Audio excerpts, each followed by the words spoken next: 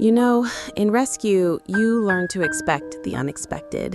But sometimes, what happens still manages to catch you completely by surprise. I got a call from the shelter about a pregnant cat that needed a quiet place to have her kittens. They said we probably had about a week. So I went to pick her up. Her name is Iris. And I have to tell you, she was just a baby herself. So small and young. I brought her home, got her all settled into a warm, quiet room, and just a few hours later, she went into labor. Not a week, hours. She was meant to find her way here, right when she did. That night, this brave little mama, who was barely more than a kitten herself, brought 4 perfect, healthy babies into the world. In those first few days, the whole world shrinks down to the size of that little whelping box. The only sounds are the tiniest little squeaks, the rustle of the blankets, and the deep, grumbling purr of a very tired but very proud mama. Iris was just incredible, so attentive, so sweet. She would curl her little body around them, this perfect circle of warmth and safety. And those babies, they were just tiny little miracles. We named them Clover, Willow, Comet, and Ember. In the beginning, it's all about sleeping and eating, and they were already developing little personalities, fighting over who got the best spot to nurse. And then the milestones start coming so fast. You blink and suddenly you see it, a big dramatic yawn from a kitten so tiny it could fit in the palm of your hand. Their little eyes, sealed shut at birth, start to slowly open, seeing the world for the very first time. You watch them double in weight, their little bellies full and round. And Iris, our beautiful mama, she was right there for all of it. She'd look on with this expression of pure love, nudging them, cleaning them, her purr a constant soundtrack in the room.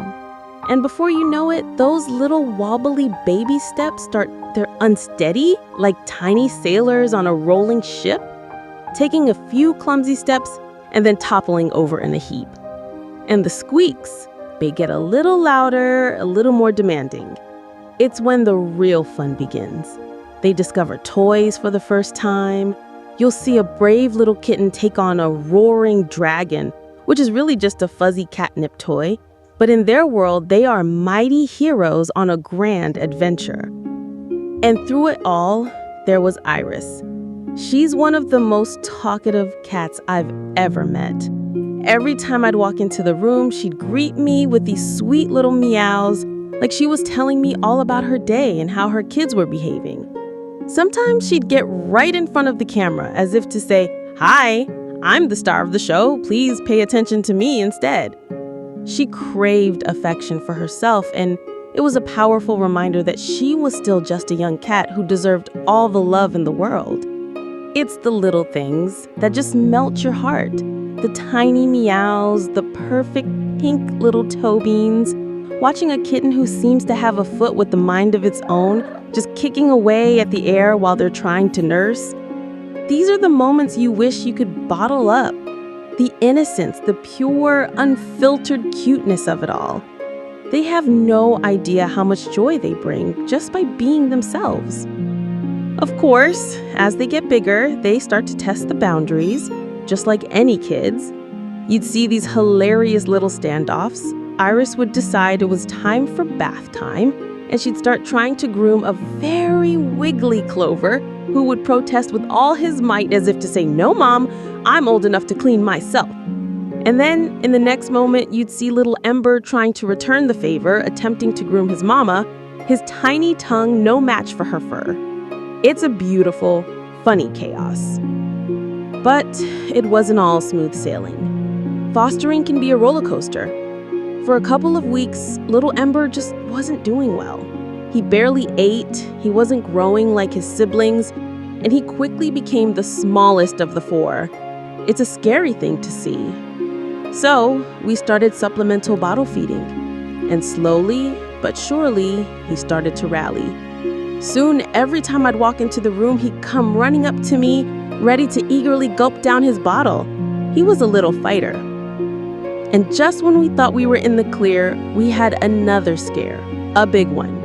I walked into the room one morning to find Comet laying there. His mouth open, his nose all stuffed up. He was struggling. My heart just dropped. I rushed him, Iris, and all the kittens to the shelter vet.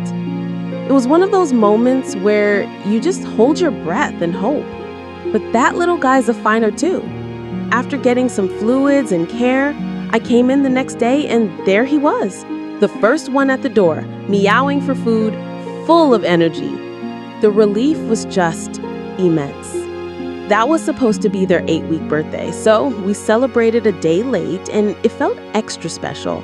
We were celebrating life. And as they grew into strong, healthy, rambunctious kittens, you could see the incredible bond they had with their mom.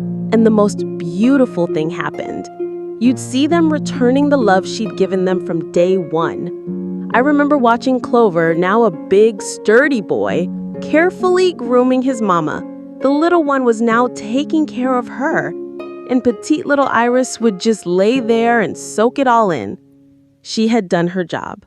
She had raised 4 amazing, loving little souls.